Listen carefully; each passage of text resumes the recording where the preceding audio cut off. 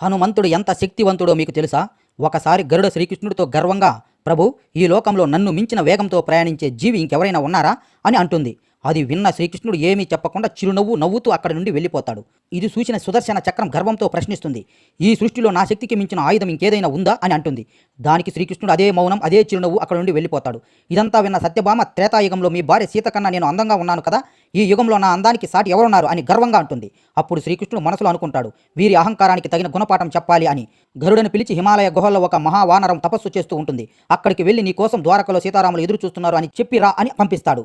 తర్వాత సుదర్శన చక్రాన్ని పిలిచి ద్వారం దగ్గర కాపలాగా ఉండు, ఎంత గొప్పవారు వచ్చినా లోపలికి అడుగు పెట్టనివ్వకు అని చెప్తాడు. సత్యభామతో నీవు వెళ్ళి మహారాణిలా తయారయ్యిరా అని చెప్తాడు.